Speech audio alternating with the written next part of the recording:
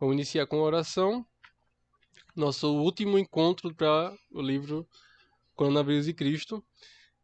É, Realmente eu aprendi demais com esse livro, mas vamos melhorar para a gente comentar sobre ele. Senhor Deus, eterno, Santo Pai, obrigado por mais um momento, mais oportunidade de estar aqui em Tua presença, juntos, aprendendo mais de Ti, conhecendo mais de Ti, Pai.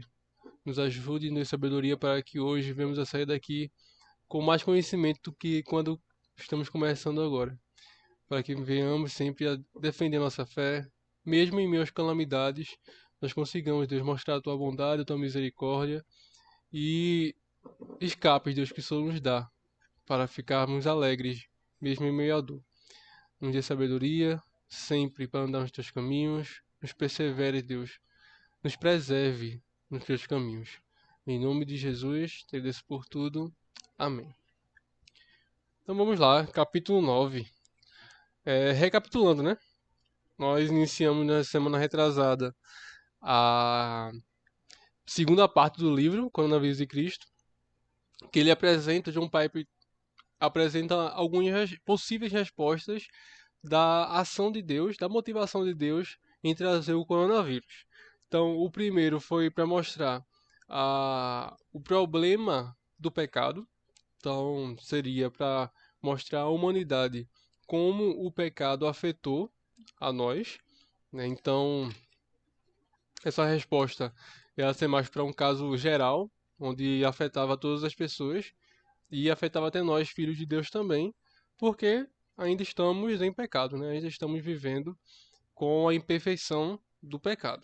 Então, o primeiro é para mostrar isso. Olha, tem alguma coisa errada, vocês não estão percebendo, então eu preciso trazer algo físico para vocês verem o mal espiritual que vocês estão vivendo. Né? Mais ou menos foi isso aí que John Piper apresentou para a gente. Ele até deu o exemplo de Adão e Eva, né, que a ação de comer o fruto foi, como eu posso falar, antecipada por um pecado espiritual, né, por uma ação espiritual. A partir do momento que eles desacreditaram na palavra de Deus, né, Deus falou que se eles comessem do fruto eles iam morrer. E eles começaram a pensar que isso era mentira, aí já iniciou o pecado de Adão e Eva, né, que se consumou em algo físico, que foi o comer do fruto, né, mas iniciou como algo espiritual. A segunda resposta que John Piper apresenta para a gente, lembrando que John Piper apresenta essas respostas, mas, mas ele não dá essa certeza, essa resposta aqui é que está acontecendo agora. Não, ele diz que Deus não tem como a gente analisar a motivação de Deus nas coisas, mas que lendo a Bíblia, né, e pegando exemplos e comparando com o que está acontecendo hoje, essas são as possíveis respostas de tantas outras que podem ter, tá? Como o livro é pequeno e ele falou que o tempo era curto, ele apresentou essas seis. Então a segunda resposta foi enviando julgamentos divinos específicos. Então, para um pecado específico de uma pessoa, teria um julgamento individual. Então, tanto o coronavírus pode ser para toda a humanidade, como também pode ser para uma pessoa. Tipo, o que eu estou sofrendo agora é por conta de um pecado que eu cometi, específico como castigo individual. Né? Então, ele dá alguns exemplos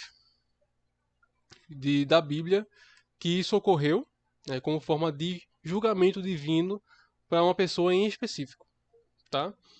É... A terceira resposta foi despertando-nos para a segunda vinda, que ele trata um pouquinho disso na primeira parte, né? Que o pensamento da eternidade afeta o nosso presente. Então, mesmo em meio às calamidades deste mundo, podemos lembrar sim de um momento vindouro que vamos passar junto com Cristo. E ele nos dá, né, essa dádiva, esse presente de vivermos com ele. Então vamos iniciar agora o capítulo 9, que é o primeiro capítulo. Primeiro não, né?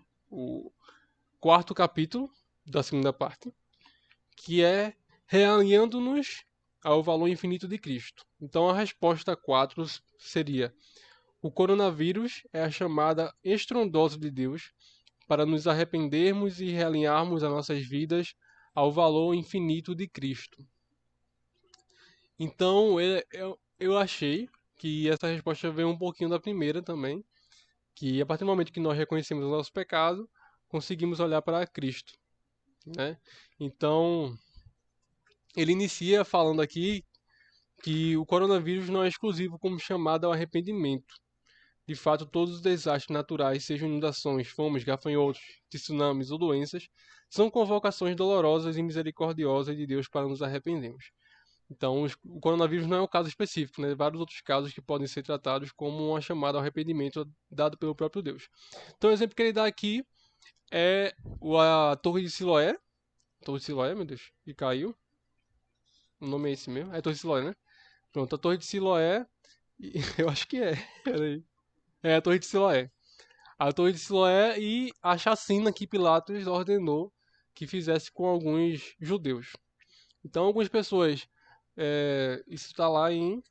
Deixa eu ver direitinho aqui. Em Lucas, capítulo 13, versículo do 1 ao 5. Algumas pessoas vêm indagar Jesus. Jesus, essas pessoas morreram da Torre de Siloé e também a de Pilatos. Para quem não sabe, a Torre de Siloé caiu em cima de 18 homens, né? Do nada assim. Eles estavam andando, acho que estavam lá vivendo a vida deles, a Torre de Siloé caiu em cima deles e matou. E Pilatos, algumas pessoas estavam sacrificando, né? Sacrificando cordeiro, fazendo sacrifício para Deus, e acabaram sendo mortos por Pilatos e o sangue dos cordeiros foram misturados com o sangue deles. Então, além de Pilatos matar as pessoas, ele profanou o altar, né? Então, as pessoas entregaram Jesus porque elas morreram, que isso foi pelos pecados delas próprias, né? Então, elas morreram porque elas pecaram. Ou seja, eu não morri ainda porque eu sou importante, né? Sou uma pessoa de bem, sou uma pessoa santa. Esse é o pensamento deles, né? Na hora. Então, a resposta de Jesus foi muito certeira, né? Aí vamos ler aqui para ficar bem claro para a gente. Começando do versículo 1. Naquela mesma ocasião, estavam ali algumas pessoas que falaram para Jesus a respeito dos galileus cujo sangue Pilatos havia misturado com os sacrifícios que os mesmos realizavam. Então Jesus lhe disse: Vocês pensam que esses galileus eram mais pecadores do que todos os outros galileus por terem padecido essas coisas? Digo a vocês que não eram. Se, porém, não se arrependerem, todos vocês também perecerão. E quando aqueles 18 sobre os quais desabou a torre de Siloé e os matou, vocês pensam que eles eram mais culpados do que todos os outros moradores de Jerusalém? Digo a vocês que não eram, mas se não se arrependerem, todos vocês também perecerão. Então Jesus aqui iguala, né, os seres humanos com um pecador, e vocês são pecadores iguais a todos os outros pecadores, que não tem mais pecadores ou menos pecadores. São todos pecadores igualmente culpados e condenáveis ao inferno. Então, Jesus pega esses momentos ruins, que até ele citou a Torre de Siloé, né, que eles não tinham falado sobre isso, mas até pegou a Torre de Siloé também, para mostrar que precisamos nos arrepender. A morte daquelas pessoas é para nos mostrar que não somos infinitos, não somos pessoas imortais. Um dia vamos perecer, e isso é dádiva do pecado, e temos que nos arrepender. Precisamos nos arrepender. Então ele até fala aqui que a morte daquelas pessoas não foram um castigo para eles especificamente, mas é para nos mostrar o nosso pecado. É uma mensagem para os vivos. É uma mensagem para os vivos. Então, o coronavírus, mesmo tantas pessoas infelizmente vieram morrer, e pode ser como segunda resposta, pode ter sido algum castigo específico para uma pessoa que morreu, pode ser, pode ocorrer, mas para nós que estamos aqui conseguimos escapar, graças a Deus, desse momento que já está findando, né, eu espero, né, que já esteja findando, é uma mensagem para nós, né, para nos mostrar que as consequências do pecado ainda estão aí, né, e nós somos iguais àquelas pessoas que morreram, não somos melhores porque estamos aqui. Somos igualmente pecadores necessitados de arrependimento. Então essa é a quarta resposta, né?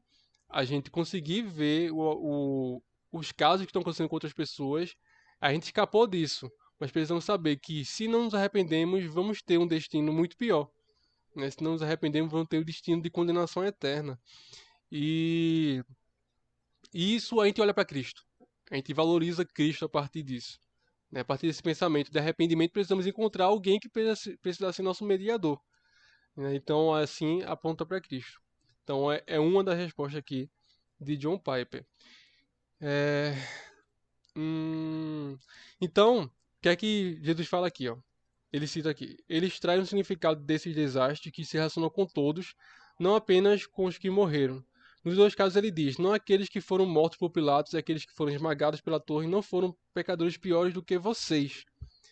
Então ele ressalta o pecado das pessoas que, tipo, o que as pessoas pensaram que ia, não, eles pecaram, então por isso eles morreram. Mas ele falou assim, olha, gente, não é isso não, né?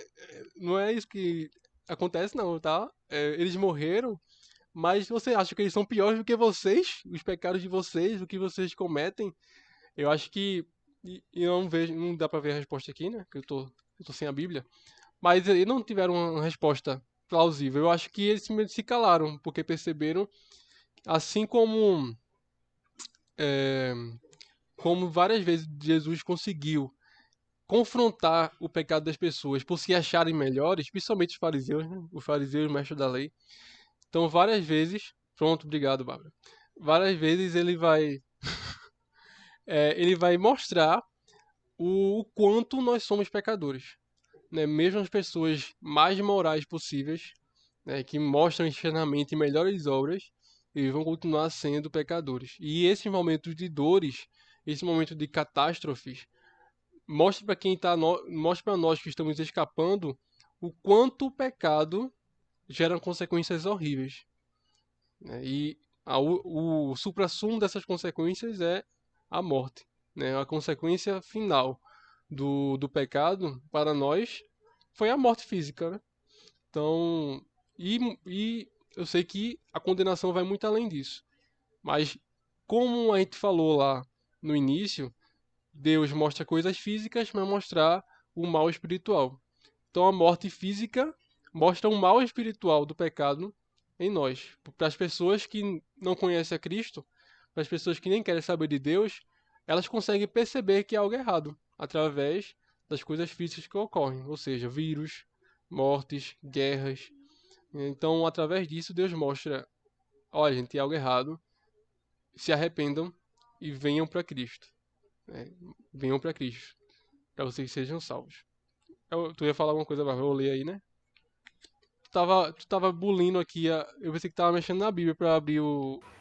Não, eu fui. É porque eu abri a Bíblia online, mas fica muito ruim para ver. Aí eu fui pegar a Bíblia física. Não, queria só. é, Quando eu li essa parte, eu lembrei quando a mãe ou o pai da gente vai repreender o nosso irmão, né? Quem tem irmão. A gente, menino, tá vendo? O menino fez uma coisa errada. Mas aí a mãe vira e você também. Se aquete, fique na sua. Que você também não é santinho, não.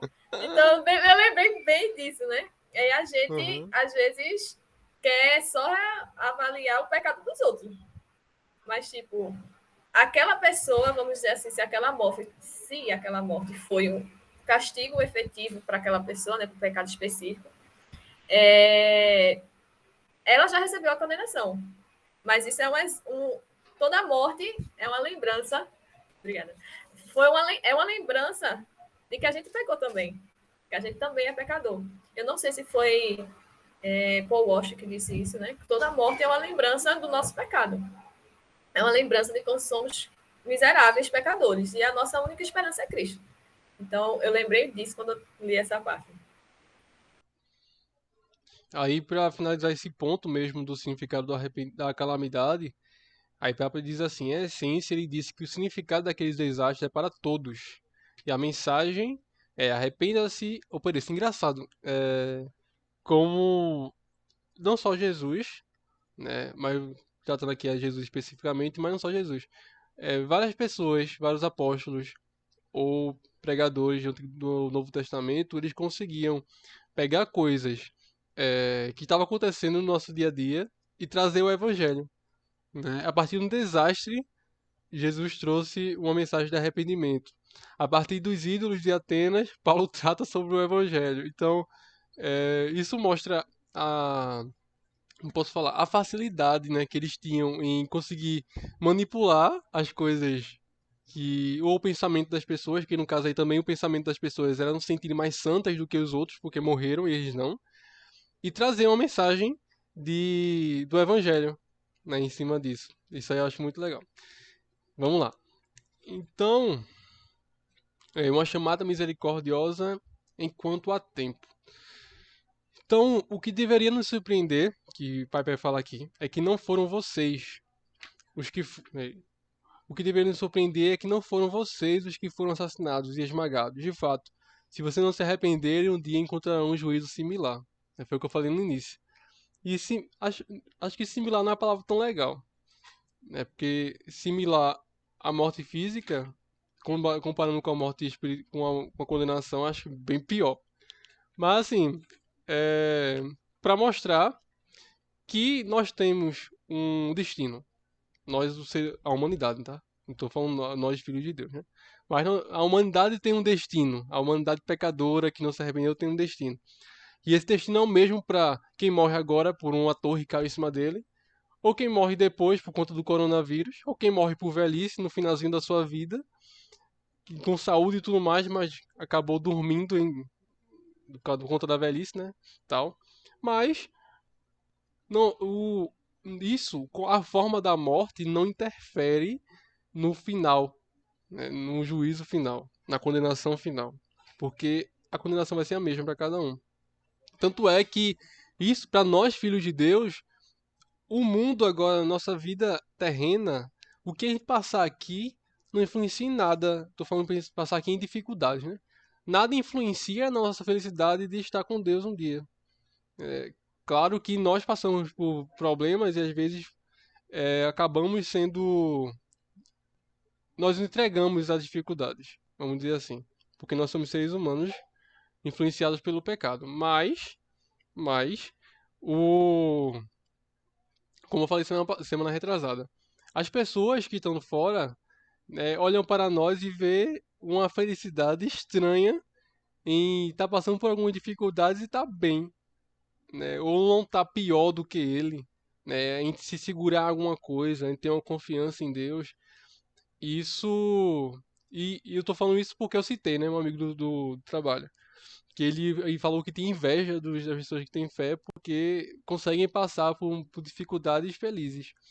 Então nós temos uma fé que o próprio Deus gera em nós de conseguir confiar nele, né? Conseguir passar pelas dificuldades e saber que a vida aqui na Terra não é nada em comparação com o que vamos viver. A dificuldade que passamos aqui na Terra, nada deixa Deus como ser injusto, porque nos dará infinitamente mais do que nós temos aqui, né? Em glória junto com Ele. Isso aí isso mostra a diferença, né? As pessoas que estão no mundo, eles têm esse destino gerado para eles, eterno. E o que ele passa aqui ainda é já um sofrimento, né? Alguns teólogos já falam que aqui já é um inferno em si, né? Porque já estão longe de Deus de alguma forma. E para nós, mas para nós não. Para nós a expectativa do céu, o destino é igual, né? Para nós, filhos de Deus, o destino vai ser o mesmo. E para as pessoas que estão longe de Deus vai ser o mesmo. E isso muda a nossa vida. Isso faz com que nossa vida tenda ou a uma felicidade ou uma tristeza, ou às vezes o desespero. Isso é uma forma, né, de a gente conseguir ver o nosso pecado e reconhecer que Cristo é que pode nos salvar. E essa é a mensagem desse capítulo. E assim, toda vez que eu penso na salvação, penso, e principalmente na linha que não, não Fernando, né? Mas na linha que a gente acredita, e isso acalenta a gente de uma forma assim, porque a vontade de Deus prevaleceu, né, sobre nossas vidas. E isso aí é muito bom. Mas não vou tratar disso aí agora não, né? A gente pode conversar depois. Então vamos lá. Então o que Deus está fazendo através do coronavírus é nos mostrar, graficamente e dolorosamente, que nada neste mundo oferece a segurança e satisfação que encontramos na grandeza e dignidade infinita de Jesus. Né? Em que vamos nos agarrar? Ah, Fernando saiu. Eu acho que pode ser por conta de uma festa que está tendo lá. Em que vamos nos agarrar? Se no mundo físico não temos nada, né? Para dizer assim, isso aqui vai me sustentar. A gente não consegue encontrar nada na criação que consiga fazer isso. Por quê? Porque é tudo instável. Nada é estável e imutável na criação. A não ser que A não ser não. Eu ia dizer assim, a não ser que seja Deus, mas Deus não faz parte da criação. Só sendo Deus, agora a frase tá melhor. Só sendo Deus, que é o ser imutável e estável, que a gente consegue se agarrar. Por quê? Um exemplo muito grande é os nossos planos, né? A gente em 2019 planejava uma coisa, a gente tinha uns planos para alguns anos futuros, né? Eu em 2019 me vi agora em outro ponto, mas veio 2020 e acabou com isso. Então, quem se sustentava nos seus planos, via os planos como uma base, simplesmente se desmoronou todo quando começou a pandemia, né? Mas para nós cristãos que temos como base Deus, os planos podem ser frustrados e a gente pode ser que se frustre um pouco ou fique surpreso com tudo que está acontecendo, mas o... a expectativa não vai mudar em nada, porque nossa expectativa não está nos nossos planos. Nossa expectativa está na vontade de Deus. Então, os desastres naturais e o que acontece de dificuldades mostra a instabilidade do mundo físico. Então, se basear em algo no mundo físico da criação, a gente vai acabar indo junto com ele, se desmoronando junto com ele. A não ser que tenha uma base sólida. Um exemplo disso, assim, uma aplicação, né, na verdade, sobre a casa da areia e a casa da rocha. Né, a casa em cima da areia e a casa em cima da rocha. Eu sei que a aplicação é outra, tá? É sobre obedecer a Cristo, mas a gente pode pegar isso aí para aplicar aqui. Né? As pessoas que se baseiam em coisas volúveis, como a areia, qualquer dificuldade que vir vai levar. Né? Mas quem se baseia, quem tem a base na rocha, né, vai conseguir sobreviver e não por conta dele, mas por conta da rocha. Né? A casa é a mesma, a casa é igual, a construção foi igual, só o fundamento que foi diferente. Né? E por conta do fundamento é que ou a casa vai se desmoronar e vai ser levada pela enchente, ou a casa vai ficar firme por conta do fundamento, né? Por conta da nossa base, ou seja, por conta do próprio Deus, não por conta do construtor. Então, a razão pela qual Deus nos expõe a tais perdas é nos instigar a confiar em Cristo. Ou, em outras palavras, a razão pela qual ele faz da calamidade a ocasião para oferecer Cristo ao mundo é que a grandeza suprema e totalmente gratificante de Cristo brilha mais intensamente quando Cristo sustenta a alegria no sofrimento. É por isso que, eu não sei se já ouvi isso aí, mas eu ouvi várias vezes, que é a, a igreja, por exemplo, especialmente aqui no Brasil. A igreja aqui no Brasil precisa de perseguição, que só com perseguição é que vão acordar para a vida e começar a buscar a Cristo. Tem um pouco de verdade aí, porque em Atos aconteceu isso, né? Em Atos, até ele vai falar sobre isso aqui. A partir da perseguição foi que foi iniciado o evangelho para os gentios. Né? Foi a partir daí, a partir do martírio. Então, em meio ao sofrimento, quando a pessoa é alegre em meio ao sofrimento, ela vai se destacar mais quando todo mundo está alegre. Então, ele fala que Cristo consegue brilhar mais, porque mesmo em meio ao sofrimento, a gente consegue ser feliz, a gente consegue sorrir, a gente consegue ter uma esperança ainda. Quantas vezes a gente já ouviu, né? Perdi as esperanças. Né? Não tem mais nada, não tem mais nada para viver. Mas nós não, porque nossa esperança, ela nunca vai morrer, na verdade, né? Nossa esperança ela já morreu e ressuscitou. Né? Então, talvez já vá corrigir, né? Tu gosta, né? Mas enfim. Aí, ela não é a última que morre, né? Ela já morreu e ressuscitou. E agora não vai morrer mais, não. Mas. Mas é isso. Nossa esperança tem que ser em Cristo. Né? Eu gostaria muito que a maioria dos cristãos pensasse dessa forma. Né? Quantos cristãos nós vemos em bases volúveis, né, na vida? Com planos sem consultar a vontade de Deus, né, sem pensar de como vai glorificar Deus em meio a tudo aquilo, fazendo orações egocêntricas, que a gente viu isso aí, é transformado, né?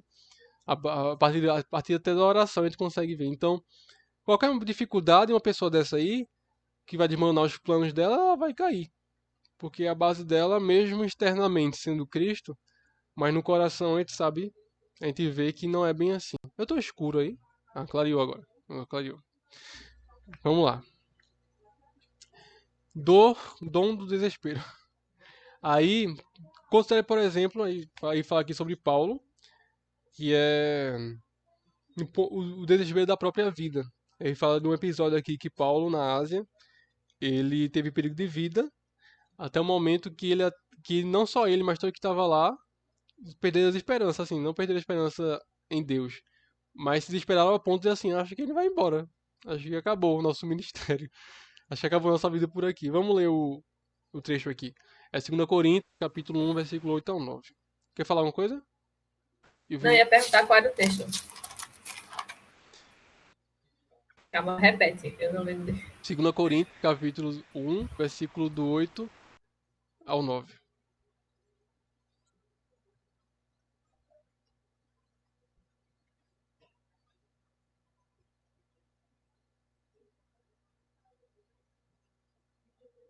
Beleza?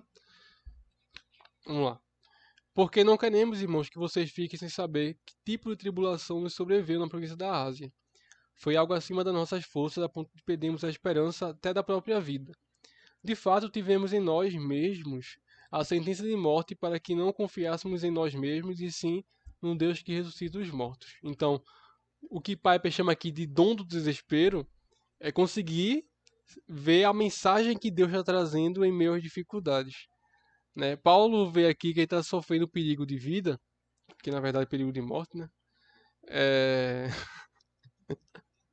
Tá sofrendo aqui o perigo de morrer, mas que é para dizer assim, ó, eu não posso confiar em mim mesmo, porque eu não tenho nenhum poder sobre a minha própria vida.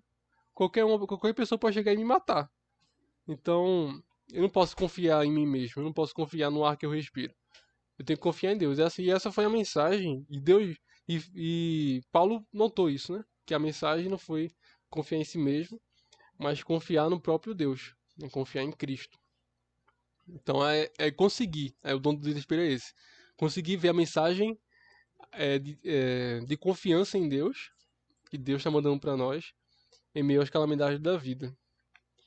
Então, esta é a mensagem do coronavírus. Pare de confiar em si mesmos e voltem-se para Deus.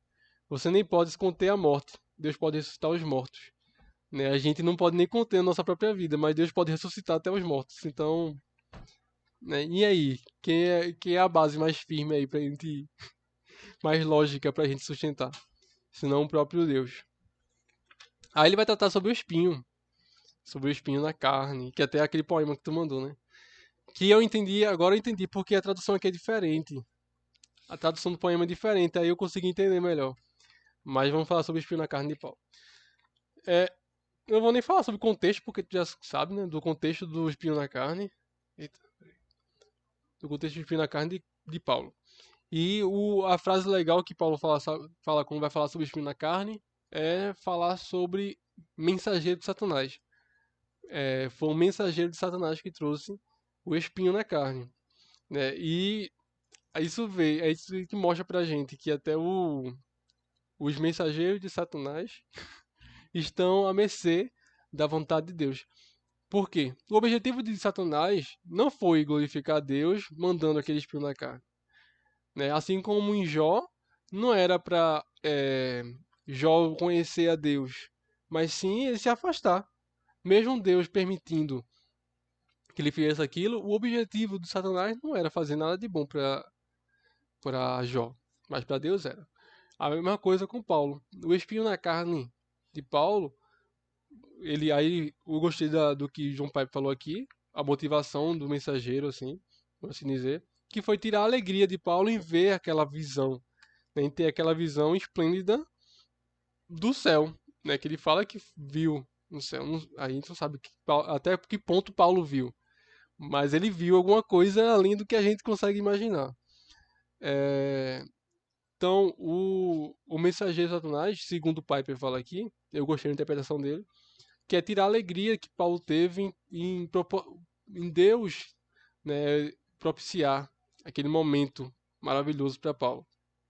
E já a vontade de Deus em meio a tudo aquilo é aplacar o orgulho de que Paulo poderia ter por ver aquilo e as outras pessoas não verem.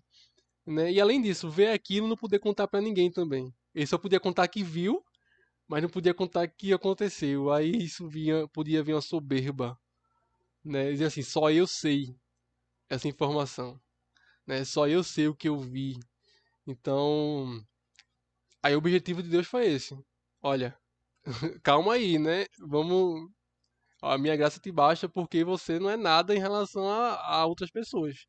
Você é a mesma coisa, né? Você é a mesma coisa. Um miserável pecador que foi salvo pela minha graça, né? Porque somente ela te basta, né? Então, Paulo viu, notou que essa motivação, pediu para Deus retirar, pensando assim: não, Deus, calma, eu não vou ficar soberbo. Mas possivelmente ele ia ficar, né? Porque Deus permitiu ainda que ele continuasse, né? Paulo pediu 3 vezes, mas Deus falou: não, calma, minha graça te basta. Tipo, ó, o que você viu, deixou de ver. O que foi revelado para você, deixou de ser revelado.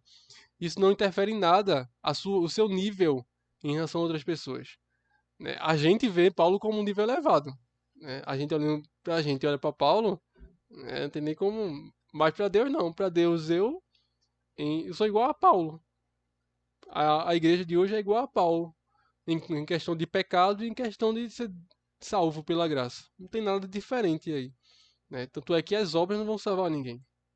Então Paulo não tinha, Paulo não tinha mais crédito com Deus do que a gente, porque nosso crédito está negativado, né? E tendendo ao infinito, né? Então, ai, Fernando voltou.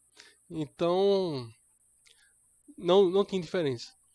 E Deus, ele meio que, não posso falar, não corrigiu, mas ele, poxa, esqueci a palavra agora. Ele impediu que Paulo tivesse algum ponto de orgulho, de soberba. Lembra aquilo? Eu tô ouvindo chiado, vocês estão ouvindo chiado? Comecei a ouvir quando o Fernando entrou. Mas vamos lá, continuar. Fernando, quer falar alguma coisa, cara? Fique à vontade, viu? Tá todo falador antes de começar.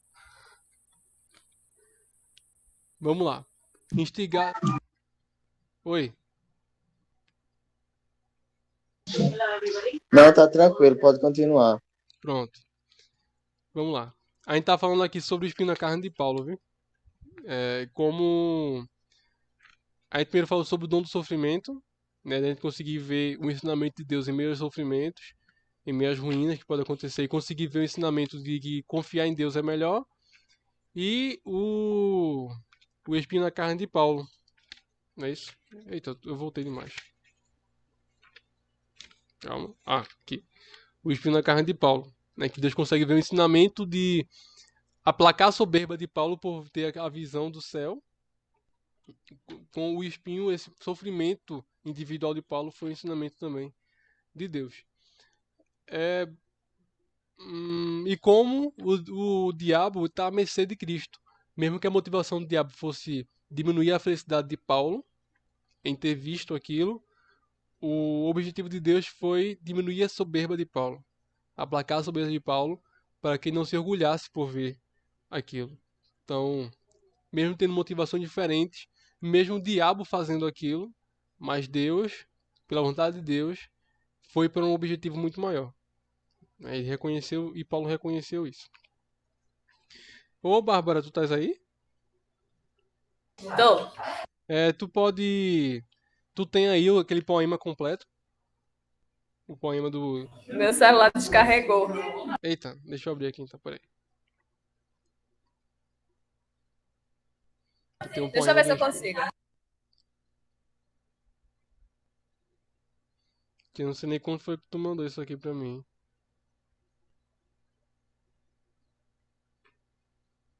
Tu lembra se mandou imagem ou mandou em texto?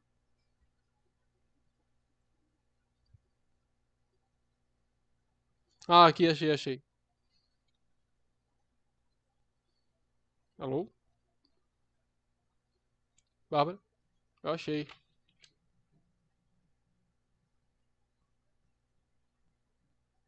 É assim, o Espinho é um poema, Fernando, que ele cita aqui no livro. Ele cita só as duas últimas estrofes, que é: aprendi que ele nunca dá um espinho sem essa graça adicional. Ou seja, ele nos dá o sofrimento, mas em meio a tudo isso, ele mostra que a graça dele, ela nos basta em meio a tudo isso. A gente tem que estar satisfeito na sua graça. E com o espinho prega de lado o véu que esconde sua face divinal. Então, em meio ao sofrimento, a gente consegue ver a vontade de Deus sendo cumprida, né? E ver que a vontade de Deus está sendo feita através de tudo isso. E que isso tudo, como tu comentou antes de começar, é a vontade de Deus. É a vontade de Deus sendo feita, mesmo se for coisas para nós ruins, né? Mesmo isso, tá vendo? Mesmo se for tudo isso, mas Deus está fazendo a sua vontade e está sendo cumprida. E ele dá esse momento, como eu te falei também no início, ele dá a ele esse momento de escape, né? Então a graça de Deus foi a graça adicional, né? A frase de Deus, ó, minha graça te basta. Foi aquele impulso adicional para que Paulo conseguisse suportar esse espinho. A gente não sabe o que é esse espinho especificamente, mas ele conseguiu suportar. Não foi pelas forças de Paulo, mas porque ele notou, percebeu, que a graça de Deus estava muito além de tudo isso. Estava muito além desse espinho na carne. Então vou ler o poema todo aqui, eu achei muito legal ele. Deixa eu só beber alguém aqui.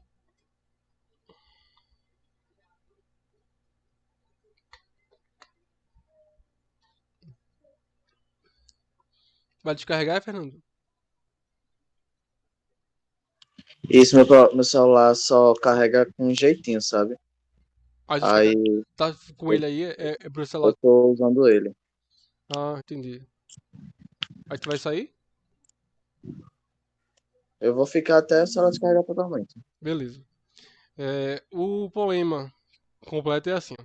Compareci perante o trono real de Deus como seu pedinte, mendigando a ele um presente inestimável que eu pudesse chamar de meu. Mas ao partir com seu presente em minha mão, exclamei: Mas, Senhor, isso é um espinho, e machucou meu coração. Tu me deste um estranho e doloroso presente. Ele disse: Meu filho, a ti dou o melhor que tenho e somente bons presentes. Trouxe o espinho para casa e, mesmo a princípio, com a cura ferida no espinho me machucar, com o passar dos anos aprendi por fim a ele amar. Percebi que Deus nunca nos dá um espinho sem nos dar a sua graça.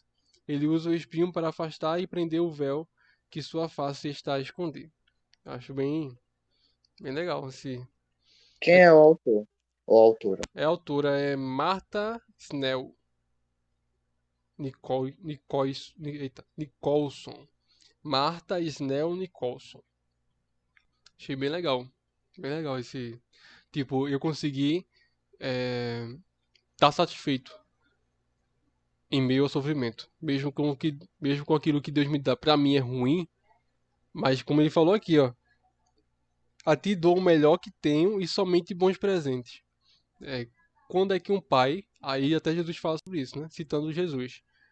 Como é que um pai pecador não dá maus presentes, não quer dar maus presentes pro seu filho e quem mais Deus, né, daria maus presentes pro seu filho? Então, mesmo os sofrimentos vindo, ainda assim é o melhor que Deus pode dar e sempre é bons presentes. Isso aí foi, esse poema é bem legal por conta disso. Eu gostei muito. Gostei muito. Então vamos lá, continuando para terminar. Então a mensagem da primeira resposta é essa. Deus está dizendo ao mundo: arrependa-se e realinhe sua vida ao infinito valor de Cristo. Arrependa-se e alinhe sua vida ao infinito valor de Cristo. Perceba seus pecados. Olhe para o que está acontecendo com o mundo como uma mensagem de arrependimento para aqueles que estão conseguindo escapar disso, né? No caso aí é a morte, né? Porque todo mundo passou por sofrimento durante esse tempo. Mas já tendo da morte especificamente, a gente não morreu. E a gente não é melhor do que as pessoas que morreram. E a mensagem para nós é isso: arrependa-se, senão você vai ter um destino pior do que a morte física. Então, é uma resposta bem dolorosa, essa resposta aqui. Mas é necessária. Necessária. Algum comentário, Bárbara ou Fernando, sobre esse capítulo 9?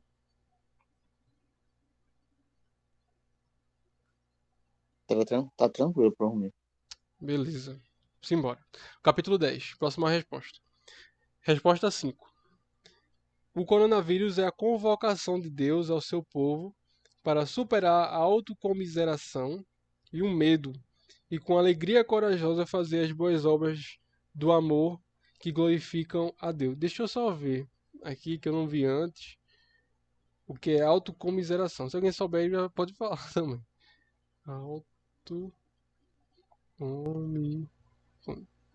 Sentimento de compaixão. Sentimento de compaixão por si mesmo. Vamos lá. O coronavírus, vou ler de novo. O coronavírus é a convocação de Deus ao seu povo para superar a autocomiseração e o medo, e com alegria corajosa fazer as boas obras do amor que glorificam ao Deus. Eu acho que isso vai entrar, nem sei se acho que é isso aqui. Vai entrar naquela parte, né, do escape, Fernando. Né, em meu sofrimento de conseguir, e a forma de Deus dar o escape em meio a isso tudo. Falar um pouquinho aqui. Vamos lá. Então, o que é que João Piper fala no primeiro parágrafo?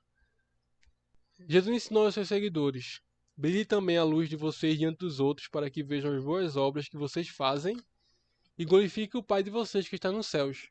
Geralmente não se nota sobre ser sal da terra e luz do mundo, que o testemunho é mais salgado e mais brilhante justamente porque as boas obras deveriam ser feitas mesmo em meio ao sofrimento. Isso aí a gente citou também essa na resposta anterior, né?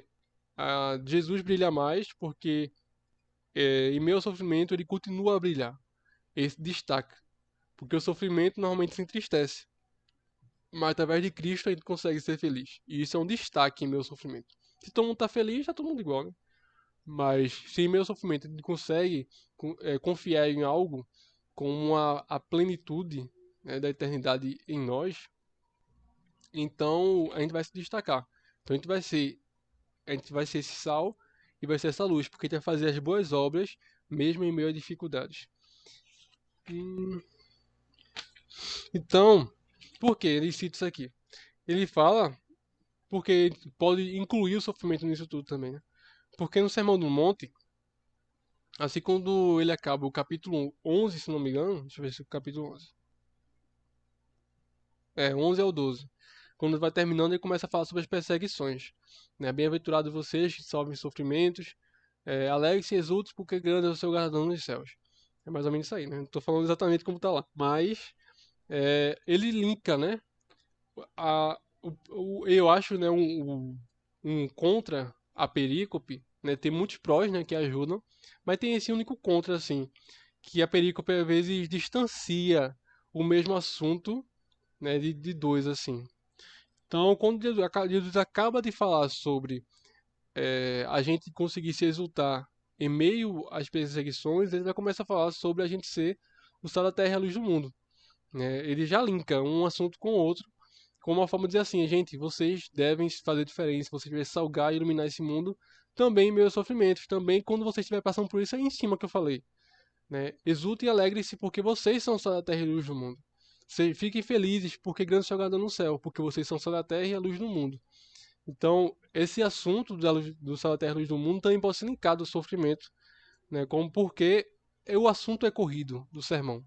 E aí, isso aí também é um insightzinho que Piper mostra aqui. Então, a questão. Peraí. Ele fala aqui, ó, não são meras boas obras que dão ao cristianismo o seu sabor e seu brilho. São boas obras a respeito do perigo. Muitos não cristãos fazem boas obras, mas raramente as pessoas dão glória a Deus por causa delas. A pessoa olha. Se uma igreja, uma comunidade cristã, ou uma pessoa cristã, né, começa a fazer coisas em prol de glorificação a Deus, as pessoas vão olhar e vão glorificar a Deus com aquilo. Mas se uma pessoa ímpia fizer, não vão. A gente vai olhar para a pessoa e vai dizer assim, nossa, que pessoa legal, pessoa boa. Né? Olha para aquilo, enfim. Ó, só faltava ser crente. Eu já vi isso aí. Só faltava ser crente, né? Essa pessoa é tão boa. Mas faltava ser crente, falta tudo, né? Falta tudo. Pra mim, falta tudo. A pessoa não tem nada se não tem Jesus, né? Mas o Piper fala sobre isso. Não é só meras obras, mas obras em meu perigo e obras que glorifiquem a Deus, né? Que nossa intenção seja a glorificação a Deus. Então, o perigo de Mateus 5 era perseguição e não doença, né? No caso de Mateus. Mas pode se encaixar em meio às dificuldades do contexto que a gente está vivendo agora. Né? Por quê? Porque tem choro, tem tristeza, tem muitas vezes mudança de vida, né? Que foi o que passou a igreja primitiva. E a gente pode aplicar, né, tudo isso em meio ao sofrimento. A gente pode ser um destaque em meio ao sofrimento. A gente está sendo um destaque em meio ao sofrimento, né? Um exemplo de novo é do meu amigo lá do trabalho. Ele falar aquilo já mostra que a igreja, que os cristãos, a pessoa que tem fé, para ele é um destaque. A pessoa em meio ao sofrimento conseguir suportar tudo aquilo com um sorriso no rosto, né? Ou suportar tudo aquilo com uma esperança, mesmo triste, chorando, mas com uma esperança que vai acabar, com uma esperança que mesmo se morrer vai conseguir encontrar com Deus. Então, tudo isso é uma base. Ele vai conseguir? Ele vai conseguir? Tudo isso é uma base sólida, né, para nós cristãos. Como a gente falou lá da rocha e da areia. Então, Jesus dá um exemplo em Lucas 14. Ao dar um banquete, convida os pobres, os aleijados, os coxos e os cegos, e você será bem-aventurado, pelo fato de não terem ele com o que recompensá-lo. A sua recompensa você receberá na ressurreição dos justos. Então, se tiver o pensamento de que nada nessa vida vai nos dar algum proveito ou retorno, a gente só vai esperar retorno da eternidade, o que nos impede de fazer coisas em meio ao sofrimento, sabendo que podemos até sofrer mais por isso. Mas se for para glorificar a Deus, isso faz toda a diferença. Mesmo se for para glorificar a Deus, isso faz toda a diferença. Então, no caso aqui, eu posso doar algumas coisas, eu posso dar um banquete para os pobres, porque eles não vão dar nada de volta. Qual a vantagem disso? A vantagem disso é que um dia eu vou receber um galardão nos céus. Então não preciso nenhum nada daqui. A vantagem disso é eu ter o pensamento de que eu não vou ter nada em troca. Então o que que nos impede? De meu sofrimento ainda ajudar as pessoas, a gente conseguir ser feliz, a gente conseguir ter a esperança de que vamos ter essa eternidade junto conosco. Vamos ter, eu tava conversando com minha irmã ontem, né? Franciele. E eu fiquei imaginando, imagina a gente no céu, né, no paraíso, tudo mais, a gente lá com o corpo glorificado, transformado. Vai ser uma vida muito boa. Mas agora imagina Deus, né, na pessoa de Cristo, andando no nosso meio.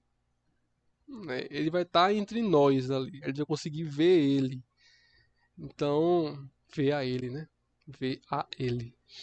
Então, percebe a grandiosidade disso tudo. A gente ter Deus junto conosco. A gente ter Deus andando junto conosco. A gente pode poder conversar com ele. São coisas que a gente não consegue imaginar assim na plenitude, né? Mas a gente consegue, nossa, limitadamente, a gente consegue ver essa dádiva. Imagina, quem tem isso em mente, né? E Paulo tinha, ele falava várias vezes sobre isso. E quando a gente não tem isso em mente, as coisas desse mundo vão interferir na nossa esperança. As coisas desse mundo vão interferir na nossa fé. Nossa esperança vai ficar numa base volúvel. Mas quem tem isso em mente, quem tem isso, que a gente vai viver eternamente junto com Deus, Deus entre nós, a sua glória vai iluminar tudo. O que é o coronavírus comparado com isso? Do que é uma possível terceira guerra comparado com isso? O que são as calamidades que aconteceram até hoje comparado com viver eternamente com o Criador? Não tem nada comparado com isso. A gente consegue o positivo, né, que é viver eternamente com Cristo, e o negativo, que se compare, que se anulem. Não consegue. Não consegue ter. Chega nem aos pés do presente que Deus vai nos dar. O presente que vai dar para os seus filhos. Então, isso é uma base muito boa para nós. E vamos ter sempre esse pensamento, né, que ele fala aqui. Você não precisa buscar recompensas agora, porque a sua recompensa vai vir do céu, vai ser eterna. E ele fala aqui sobre Pedro. Desculpa aí a opinião. Que eu...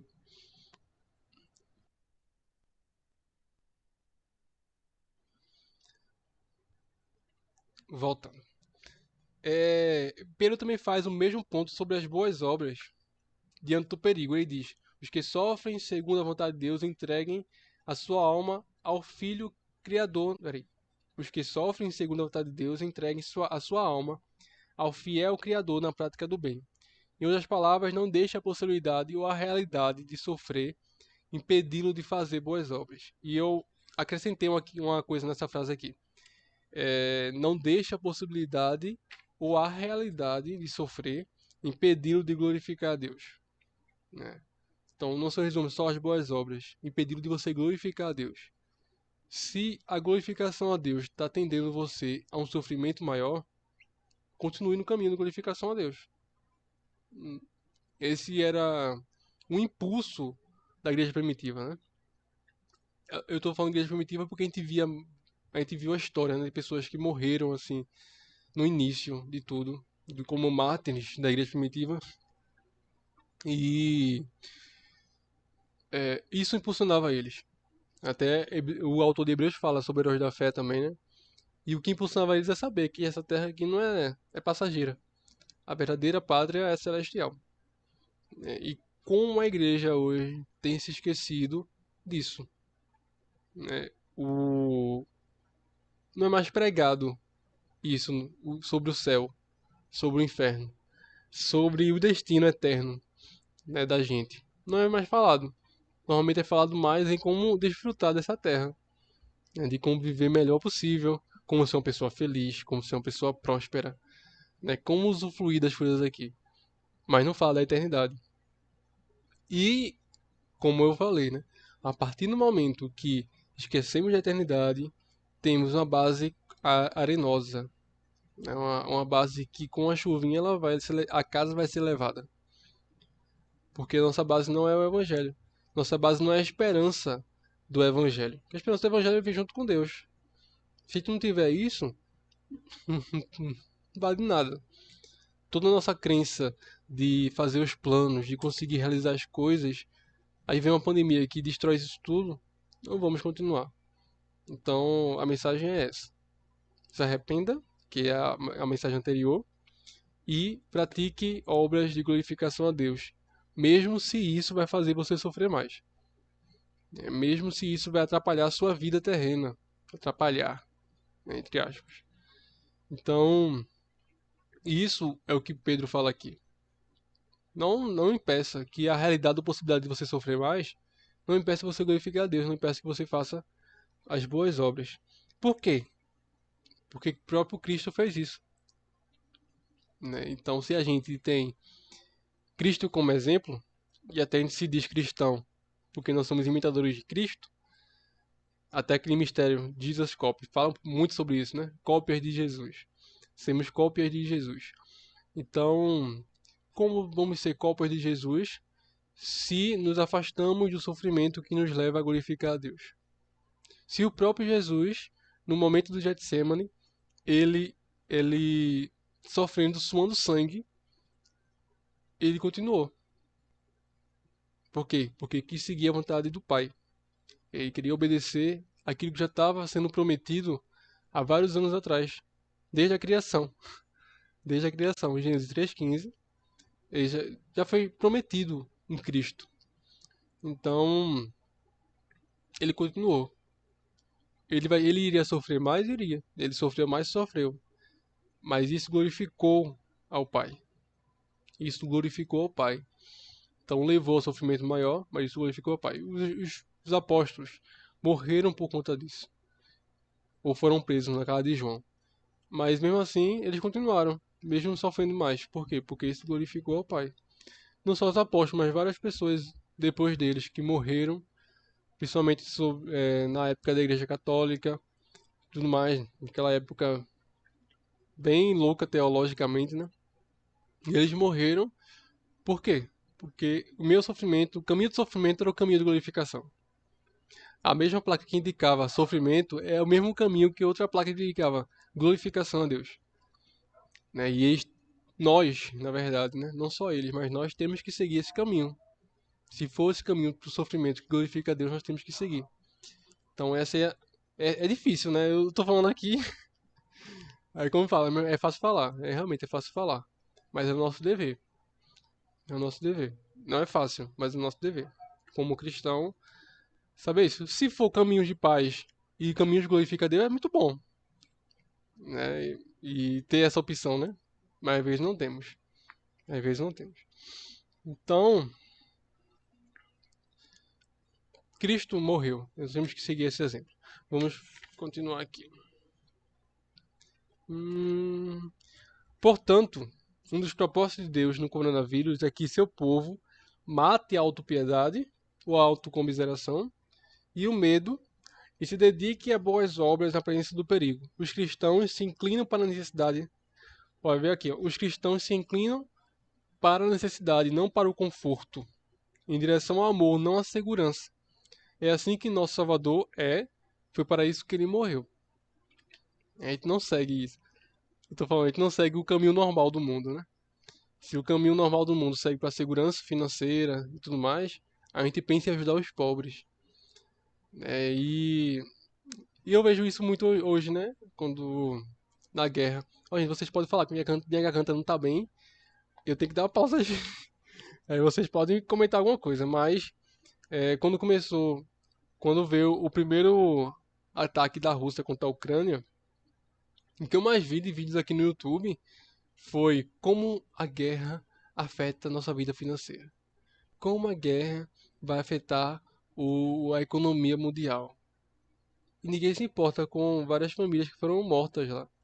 E isso aí não tem como assim, o egocentrismo é tão grande que eu só penso como vai interferir a minha vida. Mas não consigo pensar na necessidade do próximo. Né? E ajudar o próximo é um caminho de sofrimento maior. Porque se eu vou tirar do meu para dar aos outros, isso já é um caminho inverso. Né? Que às vezes pode faltar coisas que eu queria muito fazer, mas eu vou ajudar o próximo. E eu não tô falando isso pra gente fazer isso com tristeza. A gente tem que fazer isso com felicidade. Né? Porque a gente vai estar glorificando a Deus com isso. E no céu, aí falando de novo do céu, que foi um outro assunto, o mesmo assunto da conversa, né, que eu tava tendo com minha irmã. O céu, a gente vai viver o corandel, que o corandel é viver diante de Deus, diante da face de Deus, sem interferência do pecado. É por isso que a gente não consegue nem imaginar como vai ser. Porque o pecado é tão entranhado em nós que a gente não consegue imaginar a vida sem ele. Então, a vida sem ele vai ser a vida eterna. A vida sem ele, a vida sem interferência dele em nossas vidas. Então, a gente vai. Aqui é um exemplo, tá? A gente vai levantar esse dedinho aqui, aí vai ser glorificando a Deus, não vai ser com a intenção de fazer alguma coisa. Coisa ao contrário a isso. Vai ser com a intenção de glorificar a Deus. Então, tudo que a gente fizer vai ser glorificando a Deus. E a gente tá tendendo a chegar a esse ponto, né? Enquanto estiver aqui nessa vida, claro que não. Mas a gente tem essa esperança, né? De a gente não precisa, não tem problema de sofrer, se for para glorificar a Deus. Não tem problema de passar por dificuldades, se for para glorificar a Deus. Eu preciso glorificar a Deus. Preciso glorificar a Deus. O pecado vai dizer que não. Não, você tem que ter segurança. Não, você tem que pensar primeiro em você. Mas o próprio Jesus não pensou primeiro nele. Ele pensou primeiro em nós, antes de morrer, né? Então, essa é a segunda resposta. A segunda resposta é a gente, em meio ao sofrimento, continuar fazendo boas obras.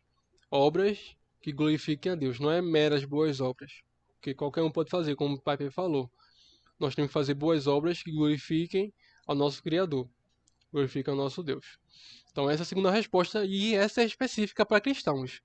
Tá? Essa resposta aqui é específica para os filhos de Deus.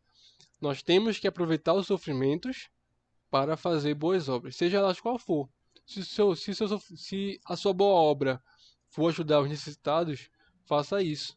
Se a sua boa obra for orar, faça isso. Então, Deus criou os sofrimentos, Deus traz os sofrimentos, mas Ele traz esses meios de graça. Os meios de graça são a sua igreja pode interferir nisso. A sua igreja pode ajudar em oração e ajuda financeira. Então, deixa eu ver se eu acho aqui especificamente o que eu comentei contigo, Fernando, se é nesse ou no próximo capítulo. Não, é no próximo capítulo. É no próximo capítulo. Deixa eu ver, esse eu tenho certeza, né? Hum.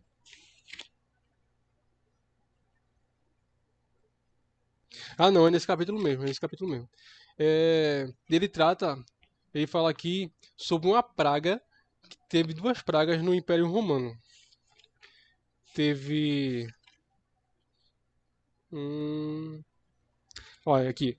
Teve em 165 e 251 depois de Cristo. Nesses 2 anos tiveram duas pragas. Ele não especifica qual é a praga aqui, mas teve duas pragas. E nessas pragas, lembre que é o Império Romano, tá? No Império Romano. Tinham cristãos espalhados no Império Romano. E, e teve essa praga. Os médicos correram, todo mundo fugiu. Na verdade, todas as pessoas que conseguiriam fugir dali e deixar os pobres morrerem com a praga, fizeram isso.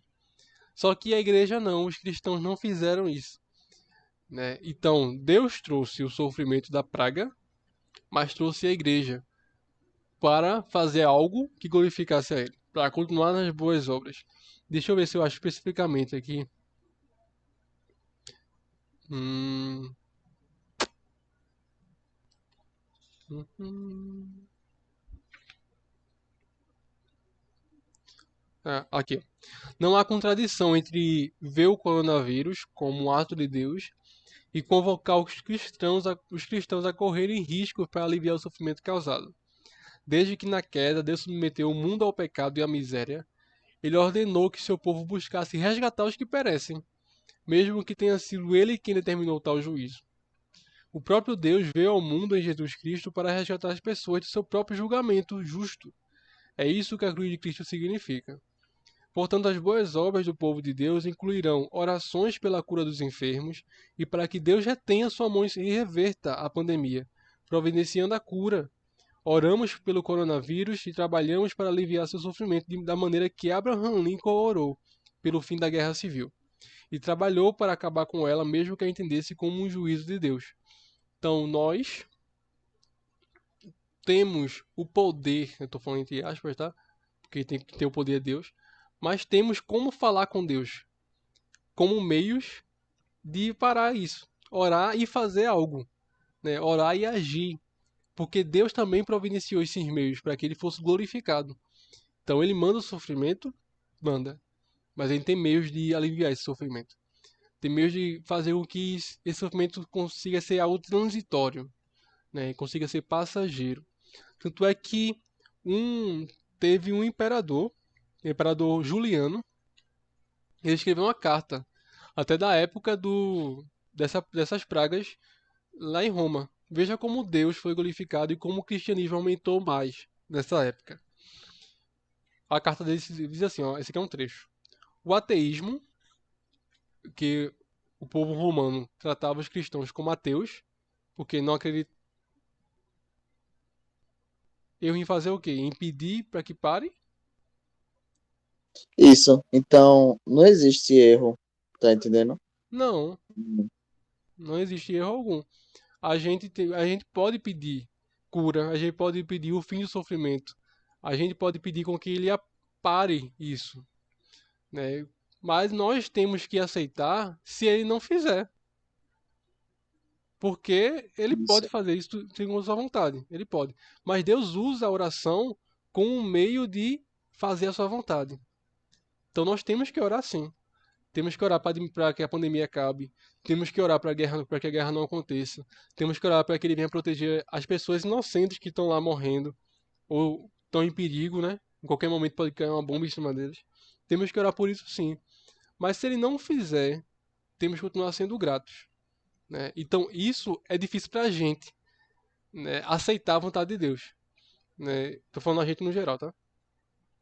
Aceitar a vontade de Deus. A gente pode orar, mas é a vontade de Deus que vai prevalecer.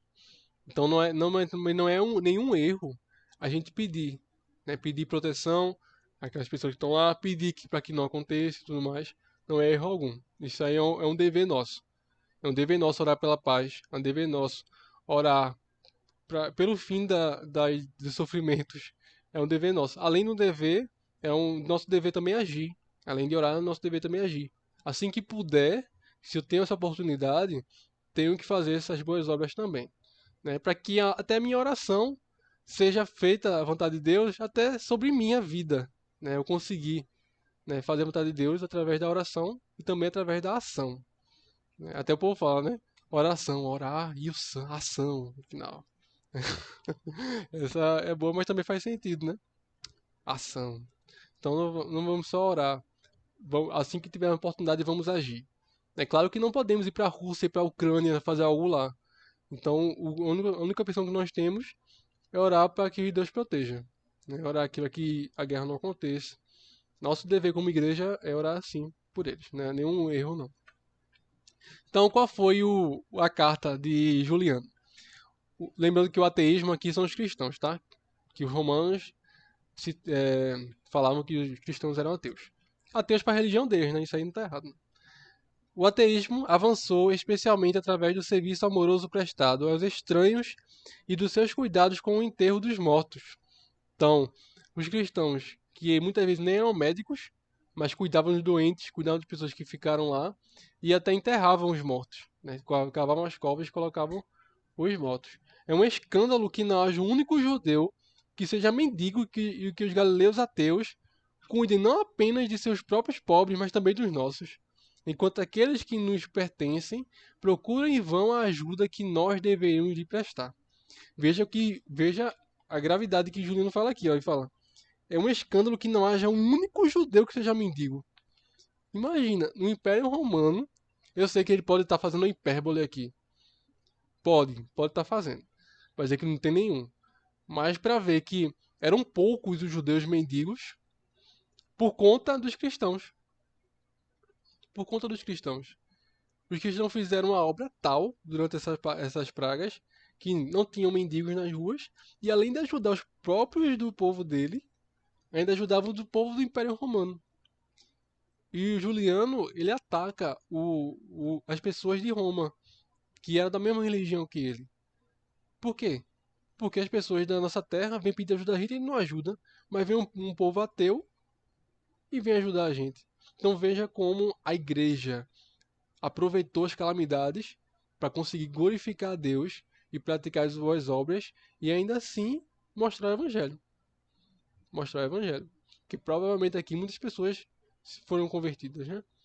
Então a igreja cresceu em meio ao sofrimento. A gente vai ver isso aí no próximo capítulo.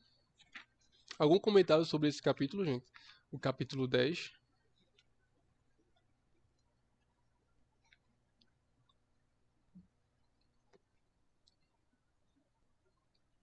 Então vamos lá. Tá falando um pouco hoje, mas eu tô achando até estranho. Vamos lá. Para finalizar o capítulo, o último parágrafozinho que John Piper fala. Deus tem sua obra a fazer. Muito disso em secreto. Nós temos a nossa. Se confiarmos nele e obedecermos a sua palavra, ele fará com que a sua sabedoria e o nosso serviço cumpram seus sábios e bons propósitos. Perceba aqui que ele não falou só a soberania dele, mas falou também os nossos serviços. Nossos serviços podem ser meios de cumprimento da vontade de Deus, né? Isso é incluído nas boas obras. Então, o capítulo 11, a última resposta. Deixa eu beber só mais alguém aqui.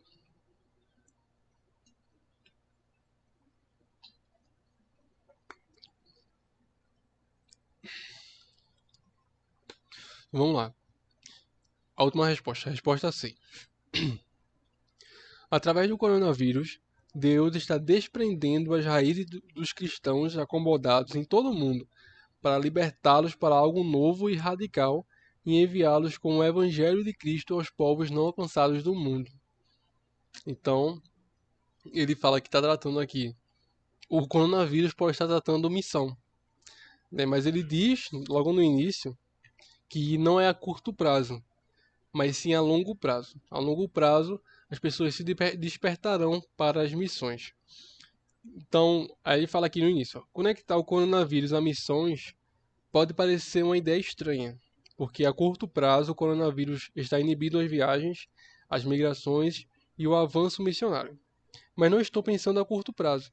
Deus usou sofrimentos e convulsões históricas para mover a sua igreja aonde ele precisa ir. Eu estou sugerindo que ele fará isso novamente com parte do impacto a longo prazo do coronavírus. Então, o que é que ele fala aqui no início?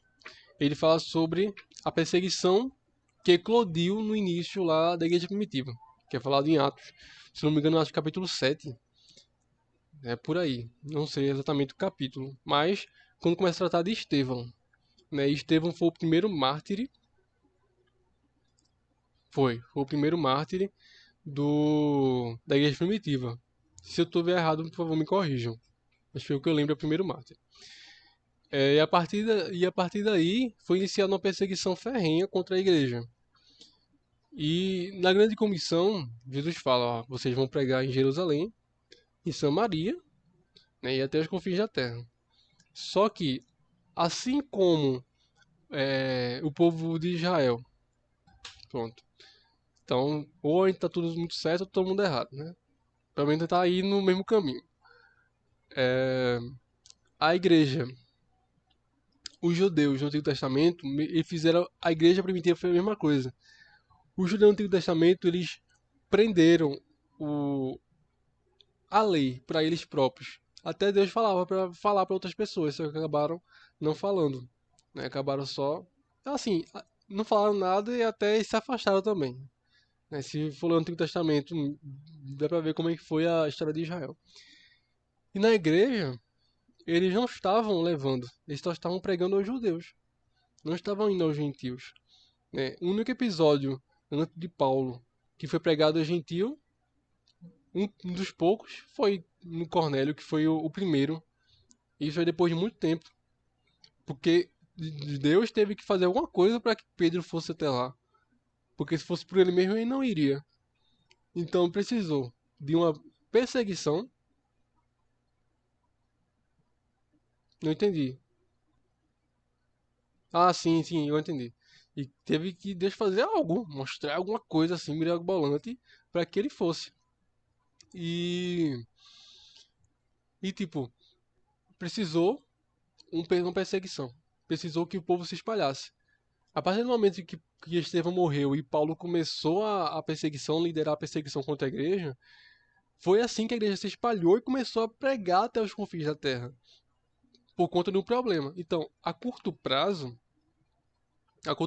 só foi problema, né? Só foi calamidade e tudo mais.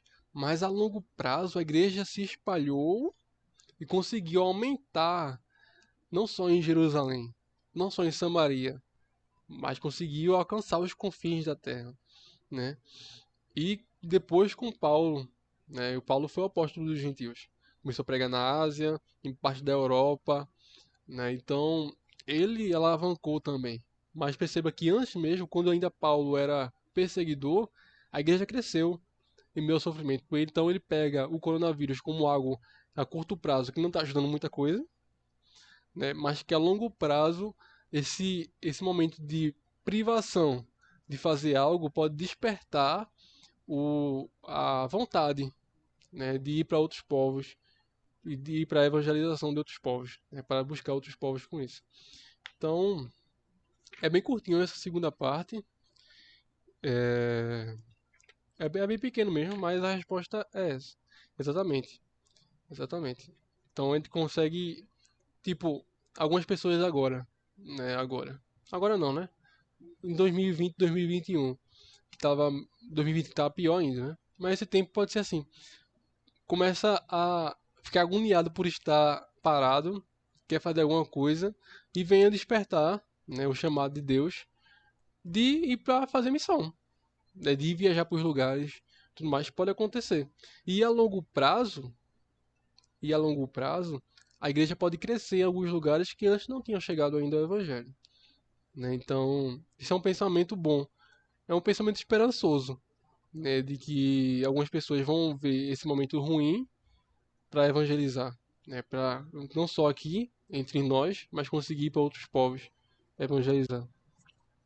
Isso, né, foi o que aconteceu muito agora, né?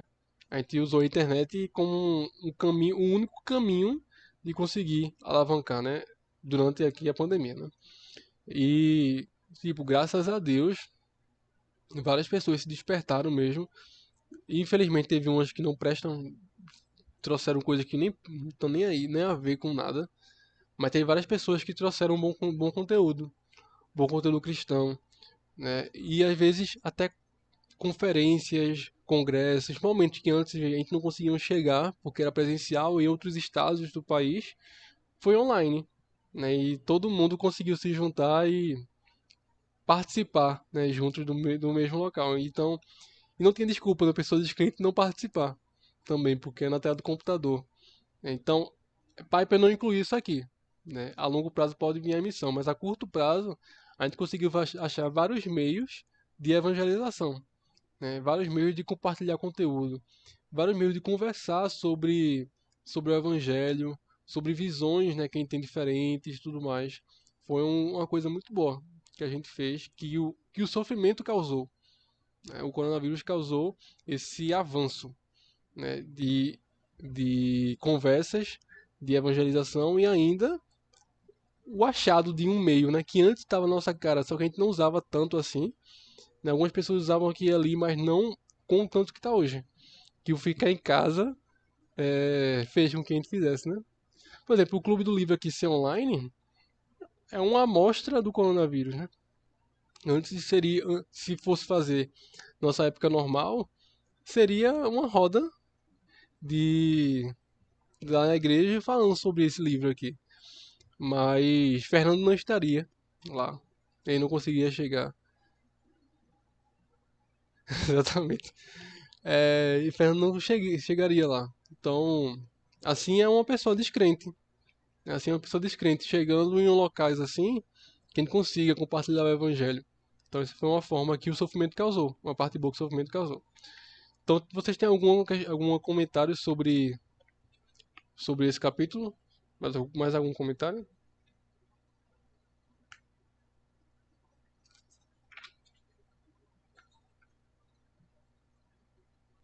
É, exatamente. Beleza, eu quero encerrar com a oração. A oração de encerramento de Piper.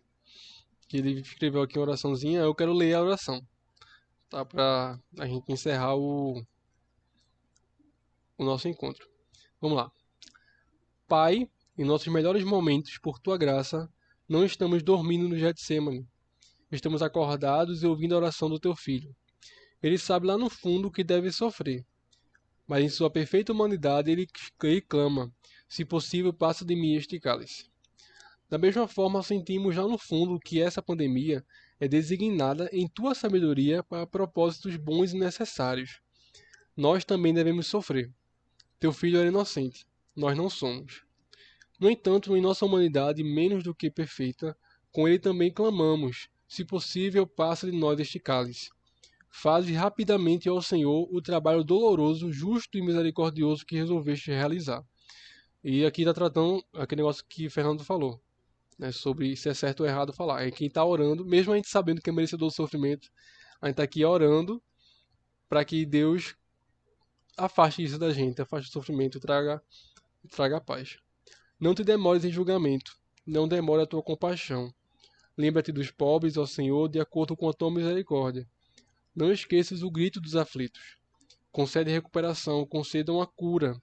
Livra-nos, tuas pobres criaturas defesas, dessas tristezas. Oramos. Mas não desperdices a nossa miséria e tristeza, ó Senhor. Purifica o teu povo da preocupação impotente. Ó, essa aqui já. Aí essa oração, essa parte aqui é para. Em meu sofrimento é ter reconhecer que Deus é maior, que Deus é o melhor em meio às coisas materiais que a gente vive. Né? E purifica o teu povo da preocupação impotente com o materialismo estéril e o entretenimento sem Cristo. Torna a isca de Satanás amarga em nossas bocas. Corta de nós as raízes e os restos do orgulho, do ódio e dos caminhos injustos. Concede-nos a capacidade de ficarmos indignados quando menosprezamos a tua glória. Abre os olhos do nosso coração para ver e saborear a beleza de Cristo. E inclina nossos corações a tua palavra, teu filho e teu caminho. Enche-nos com coragem compassiva e faze um nome para ti mesmo através do serviço do teu povo. Estenda a tua mão em grande avivamento para o bem deste mundo que perece. Que as terríveis palavras do Apocalipse não sejam proferidas nesta geração, porém não se arrependeram. Assim como feristes corpos, atinge agora as almas adormecidas. Proíbe que eles permaneçam adormecidos nas trevas do orgulho e da descrença. Em tua grande misericórdia, fala a esses ossos, viva, e alinha os corações e as vidas de milhões com o valor infinito de Jesus. Em nome de Jesus, amém. Essa oração aqui é, tipo, ela junta, ela pega, é, pedindo para que Deus afaste o sofrimento, mas mesmo assim, se Deus, se tu continuar aqui, mas que a gente aprende em meio ao sofrimento, né, a gente consegue aplacar, né, várias coisas aqui. Esse é o papel do filho, né? A gente pedir algo, mas sabendo que a vontade do pai é que prevalece. E a gente tem que estar satisfeito com a vontade dele, né? Com aquilo que ele vai nos responder. Se ele vai fazer ou não, aí é com ele. Mas o nosso dever é pedir. Nosso dever é pedir. E nós tivemos a pedir também, né? Para que em meio a tudo isso as pessoas venham reconhecer que Cristo é o melhor caminho. Não só pedir, mas fazer com que isso aconteça também. Estou falando por mim, né? Que a gente está bem parado. Mas que vamos orar, vamos a reconhecer que nós somos iguais a todas as pessoas. Não somos melhores do que ninguém por estar com Cristo agora.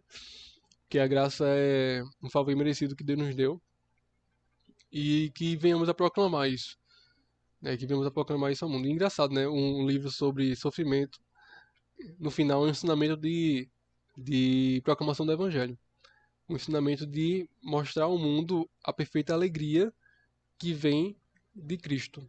A verdadeira esperança futura, mas que afeta o nosso presente, né? Então, vamos com amor mostrar isso às pessoas, né? Que elas venham, através desse tudo, olhar para Deus, ver que tem algo errado e olhar para arrependimento, né? Que é exatamente, tudo resulta da glória dele. Tudo vai resultar em glorificação a Deus. Venhamos a fazer boas obras para que venham glorificar a Deus, não para glorificar nós mesmos nem mostrar que somos bonzinhos, mas venham mostrar que Deus é que é bom, que tudo que ele faz é bom e gratificante para nós, mesmo que no momento a gente não sinta isso muito bem, mas como fala no poema, né? Tudo que Deus nos dá é o melhor e é o bom, e é bom. E não dá presente mal a gente, não. Então, obrigado, gente, por ter participado. É, eu- Na metade no segundo sábado, eu vou ver aqui a data direitinho, mas vamos ter um próximo encontro que vai ser o Igreja Essencial, né, da Mundo Cristão.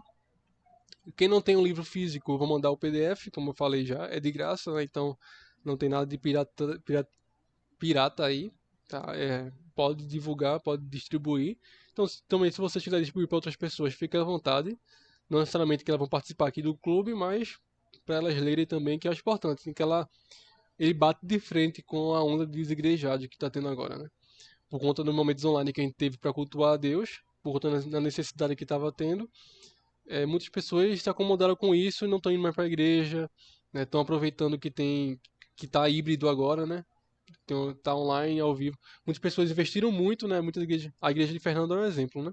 Investiu muito na transmissão ao vivo e possivelmente não vai parar nunca, né? Mesmo depois que acabar a pandemia, vai continuar fazendo transmissões ao vivo. Mas infelizmente isso acarreta os contras, né? Que algumas pessoas que não dá muita importância ao culto em comunidade presencial vai acabar não, parando de ir, né? Nossa igreja também está acontecendo isso. E várias outras igrejas estão acontecendo isso. Isso aí por isso que esse livro foi feito, né? Por conta desse problema que está tendo. Então, se vocês quiserem participar, vai ser uma honra ter vocês para a gente conversar sobre esse assunto que é importante para nós, porque nós vamos para a igreja, nós temos amor pela obra. Mas por que estamos indo? Será que é por pura rotina, né? Ou porque estamos realmente dando um valor verdadeiro àquilo que estamos fazendo? Então isso é também para nós, que estamos também indo, né? Não que parar de ir, mas estamos também indo. Tá bom, gente? Até a próxima. Eu vou mandar o calendário de leitura para... Fica tranquila, Bárbara, relaxa. Foi muito. Deixa eu ver só o primeiro que saiu. O próximo será ótimo. E é isso. Vou mandar o cronograma de leitura, o que a gente vai ler, né, até chegar no dia da data do encontro. Deus abençoe vocês. Até a próxima, gente. Tchau.